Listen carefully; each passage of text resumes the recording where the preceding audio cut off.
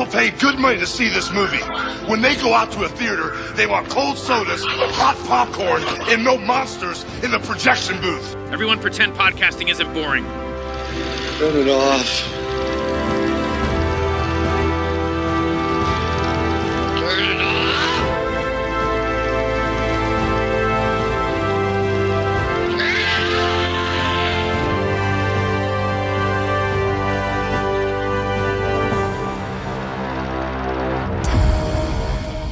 I, Dr. K. Scarpetta, do solemnly swear I will faithfully and impartially discharge all of the duties incumbent upon me as Chief Medical Examiner to the best of my ability.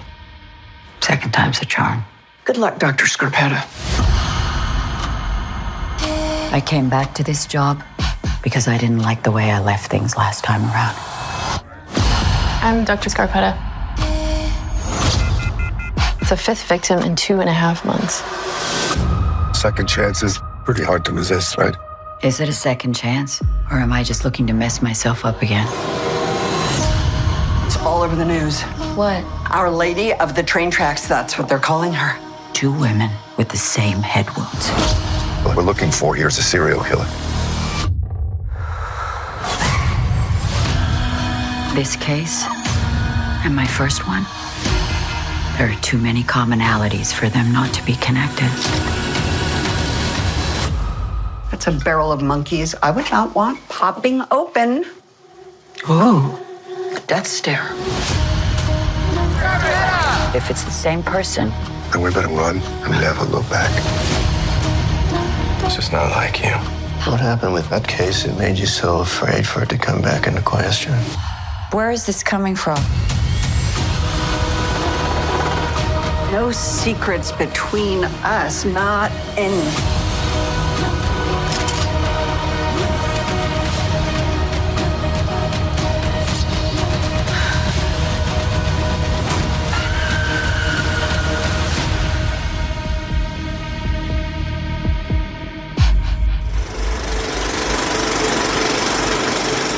Hey folks, welcome to a special episode of The Projection Booth. I'm your host, Mike White. On this episode, I'm talking with Bryan Parker. He is the sound supervisor of the TV show Scarpetta, which is currently playing over on Amazon Prime. Scarpetta, of course, is based on the book series of the same name by Patricia Cornwell. Had a great time talking with Mr. Parker, and I hope you have a great time listening to it. Thanks so much. I would love to know a little bit more about how you got interested in sound. I have pretty much always worked in sound in one form or another. My first job when I was 14 was at an auditorium theater running sound and lights for all kinds of different performances, tap dance recitals and plays and church services when some folks were still building their church. That was when I was a kid. I guess like I had a paper route before that, but there's something that's really interesting to me about working in a supporting role for someone's artistic vision, like keeping your eye really focused on your department and advising the best you can about the broader goals, whether those are like storytelling goals or like in pure art. Something really interesting to me about that, like helping guide one aspect of this bigger important thing really well. And I've done that in a show capacity. Like I said, at an auditorium, I've done that for visual artists, like where the community that I came up in when I was like in like college and post-college was very punk and very DIY. And there were a lot of artists who had like big ideas and needed a little bit of help funneling those ideas into something more practical and figuring out how to achieve an aspect of what they want to do artistically. I've helped people make records. I've recorded albums for people. I mix them, whatever. I've helped people design visual art that they want to spin on a motor and help design the gearing and mechanics of that. I've helped people realize their visions for things by helping weld things together. To me, there's something really interesting about, okay, this is your department. Take into account everything you can about this department inside this broader artistic vision.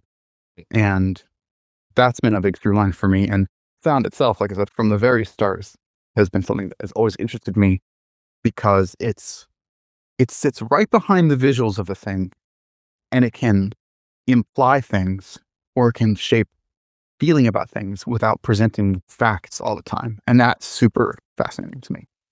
Still is. I've talked with a lot of sound people lately, and I'm curious as far as I don't know how to best put this, maybe like the hierarchy of roles, because I know there's ADR people, there's sound engineers, there's just so many different types of roles because you've worn a lot of hats over the years. And I'm curious, like, how have you worked yourself up through those ranks? As far as I can tell, there are two ways to move forward in your career if you want to. I don't think that there's a linear pursuit. I don't think there's a linear hierarchy from like high budget features down to low budget television. That's not in line with my goals of what I wanted to do with my work. You will not catch me working on a Star Wars movie. That's not a path I'm pursuing. But in service of being able to work on something that either has enough budget or enough time or both to really steep yourself in what the story wants and spend a lot of time between your first read of the script and shipping fun deliverables to know that you've exhausted all the possibilities or you've chased every idea that you had and saw what was going to work better or what was going to work more in service of the broader story. And we tried that and it was good for these reasons, but ultimately didn't serve the story as well in these reasons, and like cross things off a list and know confidently that like our department pulled its weight. Like what we did with this story in concert with the other artists, of course, we presented the best version of this story to our audience that we could have. So anyway, in pursuit of, if that's the goal, not necessarily there's a huge budget, but if that thing right there is the goal, I think there's two ways to get there. I think you can either work as an apprentice or a supporting editor on someone else's staff, someone else's team, or you can work on really small films, place a lot of bets on filmmakers that you believe in a lot, and grow with your clients. And I've mostly chosen the latter. I've worked on some other folks' crews, but that's been like 20% of my career, 10, 20% of my career.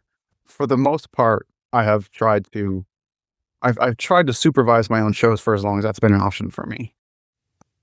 I came up like I worked in indie film and then in reality for a long time because I moved to Los Angeles in 2007.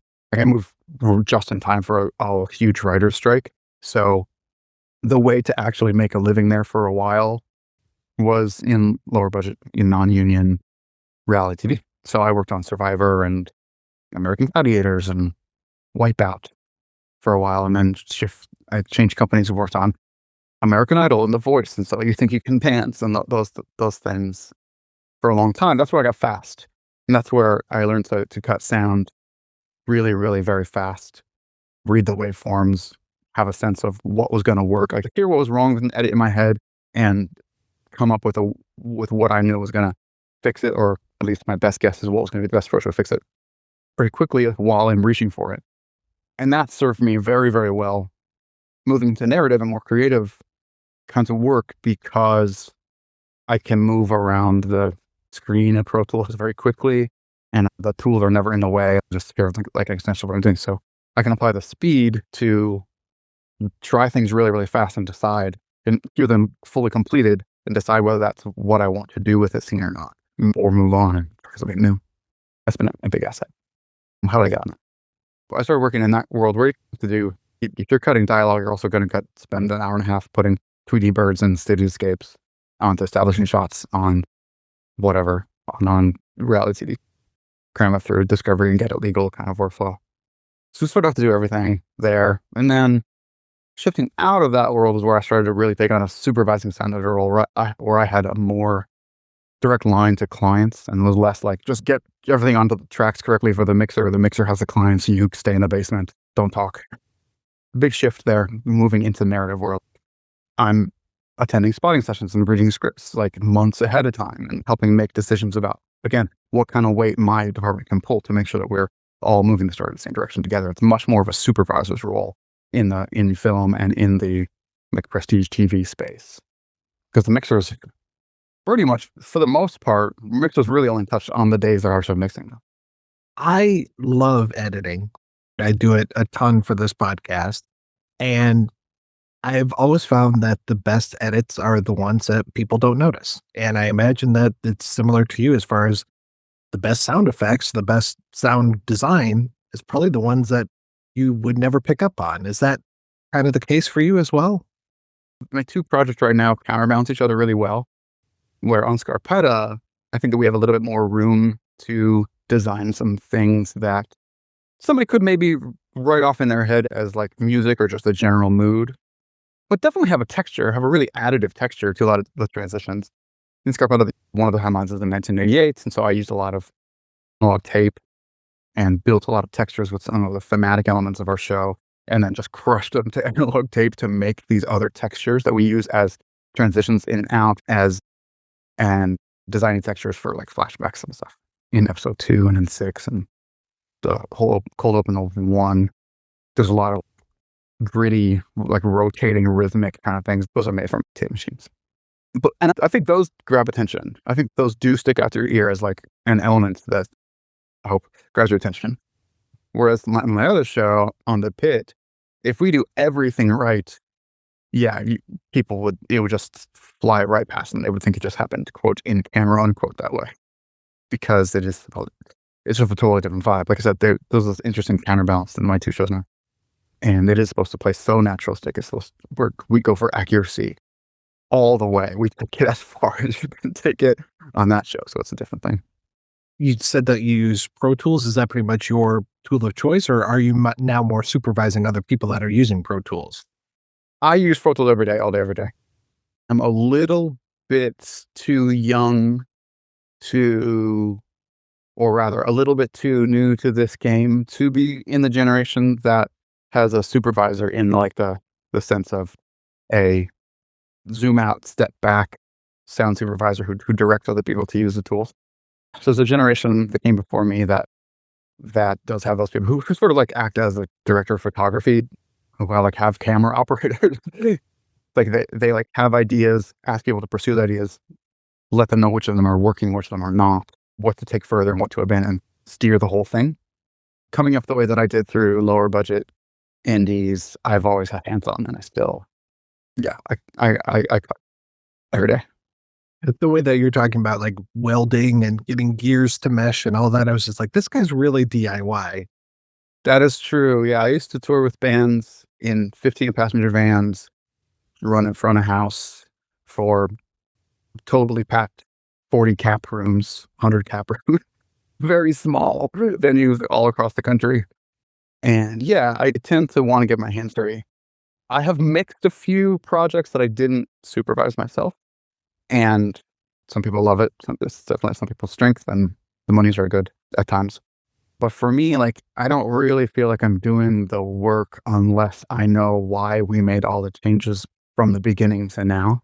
I'm really only satisfied when I know the motivation behind all the choices that have led us to this current moment, and let that whole stack of choices inform the next choices we're going to make, whether we stay the course or whether we deviate for a specific reason. The context of the broader story we're telling and the broader reason why we're telling it in this way remain on my mind all the time. And I would have trouble if I were doing it regularly without that level of context. Yeah, I was curious about who you collaborate with, like on a show like Scarpetta, who you collaborate with and what that collaboration is like. It can be a little bit different between the TV workflow and the film workflow. On Scarpetta, I had a really good relationship with our producer, host-oriented producer, Renee Manassian. We had done a handful of films together before, and so there's some trust there. And once I was on the team, then we had a couple meetings with the picture editors, and I just want to let them know how open I am to what their needs are along the way. Before we get to picture lock, I was cleaning up certain dialogue scenes that they were just having a really hard time with, and noisy environments or cars or whatever. Cleaning up those scenes and doing a preliminary mix on those so that before it goes to network, so the network's going to get a cleaner version to give notes on than a really rumbly car scene. And also supplied them a bunch of specific sound effects that the picture editors didn't have in their general libraries to put in as temp. Some of that went say through to final as well.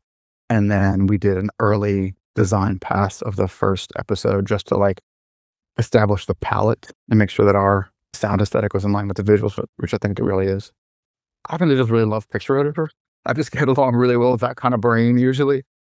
And I want to let them know early that I'm on their side, because I think that there is a perception that the sound people are off on an island and kind of stodgy, and they just want to shoot a bunch of ADR for fun or something, just because they would love to occupy people's time. I think that perception still exists, although I don't particularly think it's that accurate.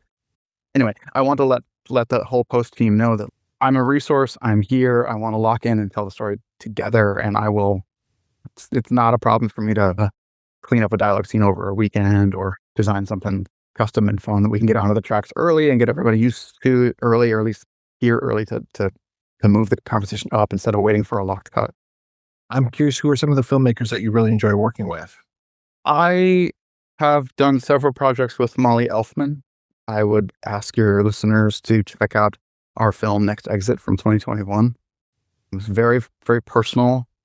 My first read of that script was maybe years of change before they started shooting. And my first read of it was just like, we're taking this all the way. We're going to do everything. We're going to maximize our resources on this project. We're going to take this all the way. With her, I had previously done The Party Is Just Beginning, which she was a producer on that. The director was Karen Gillan, and a handful of shorts. And I always just had a good dialogue around those shorts, and always just had a really respectful conversation about our goals, what my role was, what I didn't need to worry about. Always feel listened to. Just feel like we're familiar with each other's tastes and abilities, and there's a lot of trust in both directions. Like I said, I've done a handful of movies with Renee from Scarpetta, Newness, The Grudge in 2020, which dropped right before the pandemic. And I think it was underwatched. I think it fell off the radar a little bit too soon. And on the film side, I've done several films with Drake Doremus, who did together. Before I met him, he did Like Crazy. That's what he's best known for, I think. With him, I did Newness, Zoe, and Endings, Beginnings. And we have a good relationship in that we frustrate each other, but in the same direction, like toward a good film.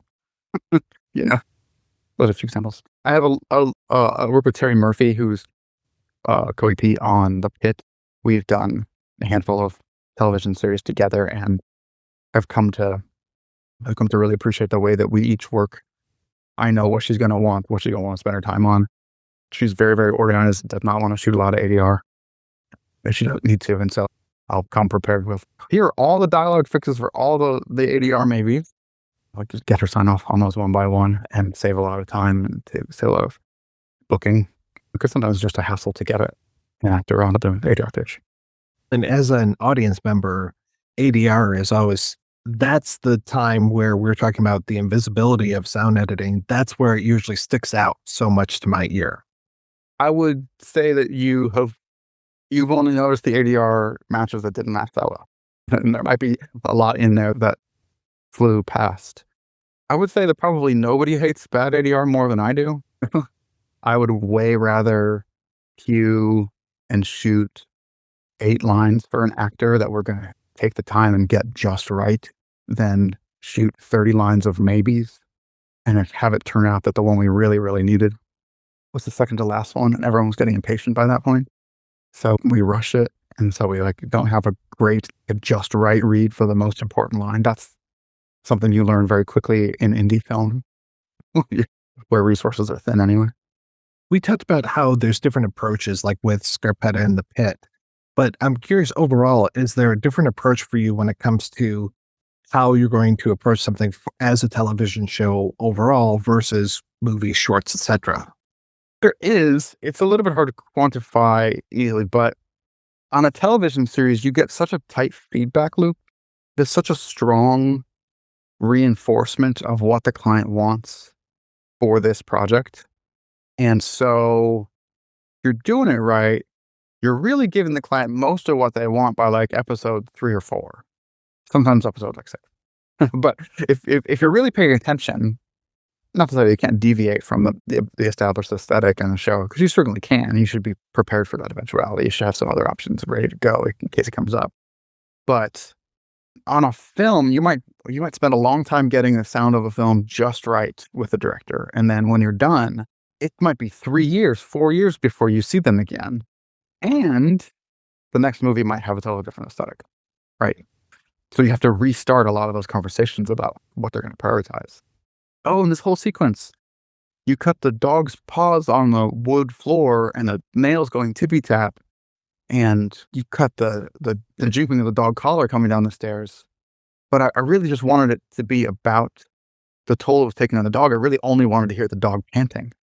Like, oh, the dog's mouth mostly closed. Okay, yeah, let me cut that right now.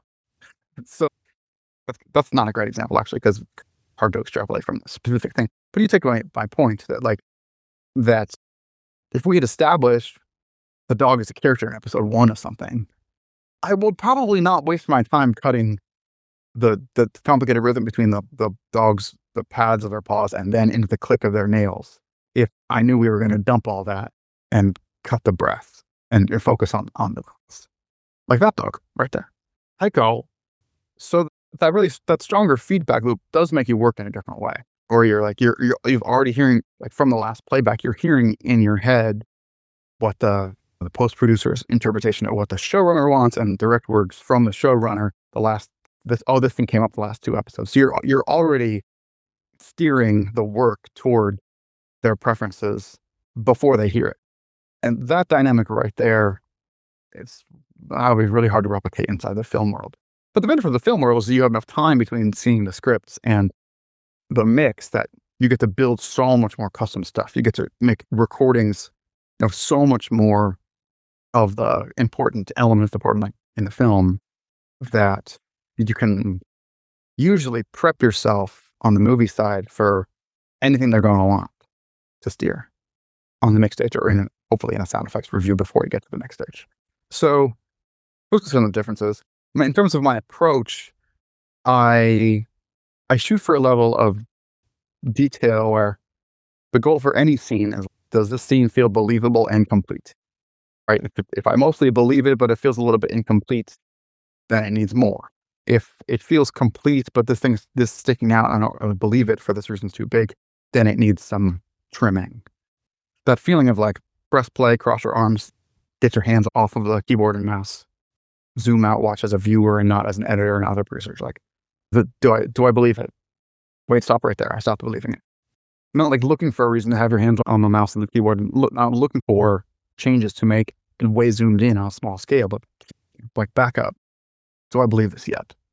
No, that's the same for me between TV and movies.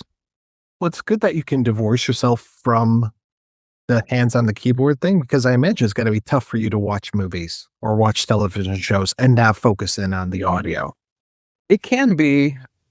Fortunately, like your brain does assign different levels of zoom to different physical locations in your life.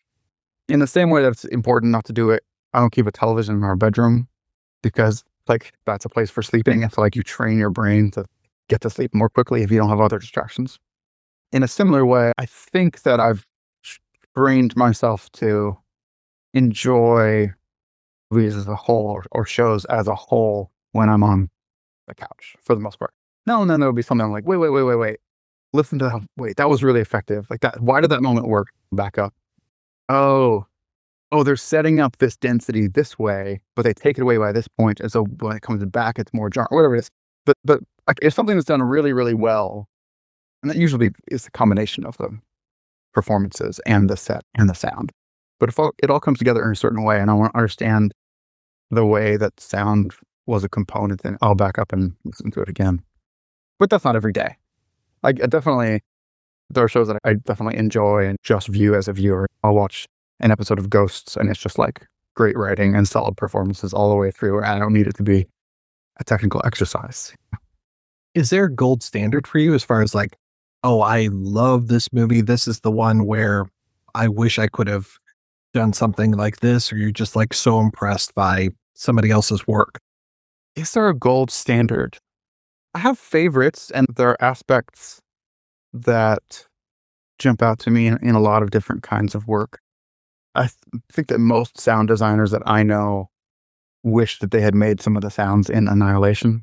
No, I don't know that the folks who made that movie, but that was definitely like a jaw drop, wide open. Whoa! They took it all the way. How did they get there? Was that the director's idea, or did you have to talk somebody into that? How did you get there? That's a moment. I guess it lasts longer than a moment, but that's an example. It might be reaching a little bit too far back to compare it to a modern aesthetic or the modern tools that we use, but the conversation, the Coppola in '74, to me is some of the most thoughtful use of the role that sound can possibly play in a film. I love the way the Dune movie sounds. To reach for a really recent example, you can feel the sound department pulling at least as much weight as every other department on that movie in every scene. So I guess the short answer is no, there isn't a gold standard, but there are a lot of very precious silver out there. As somebody who tunes into sound a lot as well, there are a few sound effects that really bother me because I just hear them time and again, or they just don't work. If you had a magic wand, is there a particular sound effect that you would just love to get rid of from the face of the earth from now on? I really don't need to hear the Wilhelm scream, certainly. I intend this with all the disrespect that it sounds like. That's fanboy hack shit to me. It removes me from the picture. I really don't need it. I think it's a waste of everyone's time. And mostly done for a gag on the mix stage, which is disrespectful to the audience, in my opinion. It's really before I had a strict for years, for maybe I drew a line in the sand, like maybe 7 years ago. I was like, we're not doing tinnitus or heartbeats anymore. Find another way. I was like, we're just not doing it. And then I started doing this medical show with some very specific flatline moments. And we don't really do very much heartbeats, but there's one place. It's particularly relevant and story forward. And I was like, okay, I guess the firm rule isn't as firm, but the context needs to be just right. But also, if the client wants something, the client wants something. There's a literal record scratch in Scarpetta. When you get to listen to the sound for Scarpetta, when you get to, because I imagine you're seeing it with picture and sound, as soon as you see it, how many people touch that sound before you get to actually hear it? Because obviously there's the person on set who's recording, but how many other people does it go through until you hear it? You mean by the time I hear an offline cut of a fine, or an offline mix of a fine cut or maybe a lock cut? Yeah. Yeah, before you start doing your magic. The boom operator has a pair of headphones, and then the on-set mixer, working sound mixer, is listening to it. They might be cycling through boom and lavs to listen for problems, but they're probably usually listening to the line mix itself. So they're weaving between two booms, or trying to find a balance between lav and boom to get as many of the words understandable as possible. Okay, so that's two people. Whoever syncs the dailies hears it. The AE logs the footage. They hear it, and then a picture editor has listened to it while assembling their cut. So then the director of that episode comes in for the director's cut, and then the showrunner. And during the showrunner's cut, the post-producer's probably there at least. We're going to leave out the composer for now. So 8 people have heard it before I've heard it. Add in a couple more EPs for larger productions. 8 to 10 people have heard it before I hear an episode or two. I was curious how rough that audio is when it happens to finally come to your desk. Yeah, the technology is definitely there. I think that the ship's super seamless, even has some noise suppression built into one of our microphones. So the technology is no longer prohibitively expensive. Definitely every modern field recorder, the device, the recorder on set, every modern one of those has a plugin you can buy to apply noise suppression. Hopefully, they're only applying it to the line mix for the purposes of cutting, making the picture cut, and for the purposes of getting everything understandable for the showrunner, the studio, and the network. If they're applying the noise reduction to the individual ISOs, which are supposed to stay raw, then we have a major problem. But ask me if I've ever seen it before. Have you ever seen that before? Oh, wow. Yeah. I have seen that before. Thank you for asking. Yeah. I've run into it a few times where someone thought that it would be best practice to remove noise early on, and that was troublesome. That's a troublesome decision. The thing is that a lot of production sound mixers don't actually realize that that unless we're under extenuating circumstances, we don't use their line mix. We don't use the mix that they're mixing on set at all. We're going to the ISOs and we're rebuilding the mix from the ISOs because we can do so much more with the individual tracks now. We can align microphones to each other to get the best signal to noise ratio, to get like boom and lav aligned sample accurate to each other, so that if lav and boom are phase coherent, then they're interfering constructively all the time, whereas the noise, sometimes constructive, sometimes destructive, and so it'll boost the voice more than the noise. So we get better signal noise ratio out that way, and that only really working from the raw track. If you were to try and do that with the artifacts baked in from noise reduction, like baked in without another option, that would be a mess. That'd be a huge headache for us. And then of course the picture editors can buy all the same plugins, or for the most part can buy all the same plugins that we can. And some picture editors will take that too far. Some of them will apply like a tasteful noise reduction just to suppress a little bit. Some will say, oh man, here's recording a rumbly car, and just torque it, just turn the knob all the way up and end up with some swirly, boxy dialogue that you can have so much noise removed from it so heavy handedly that it removes a lot of clarity too. And they're like, oh, maybe I should take some more noise off. But the process of noise reduction is not a one button or a one knob thing. So if you're doing it right, you're moving fairly slowly, removing only what needs to be removed, and listening carefully for every consonant that it might ruin, and backing off what you hear the artifacts. It's very powerful stuff, but it's not a button click. In my world of podcasting, AI has been a very unwelcome addition to the mix. How is that affecting you? We don't use any generative AI on my shows. There is a machine learning algorithm in a couple of the noise reduction plugins that seeks to take a signal and split it into its dialogue and reverb and noise components, so you have control over those. But that is proving to be a very good approach for starting with the actual signal and the actual performance, and nothing is synthesized about it. But it does a good job of separating those elements so you can control them better. It still needs a little bit of hand-holding because it'll categorize some breaths as noise, and you still have to be careful. You have to, oddly enough, you still have to listen. As far as I'm aware of some of the tools that exist, like Adobe Enhance dialogue sounds really resynthesized to me. I think that you're losing a lot of the tail end of the shape of the pitch in delicate performances. And obviously like 11 Labs, like we don't touch that at all. That is not worth the headache that it would cause. Bryan, is there a good place for people to keep up with you and your work online?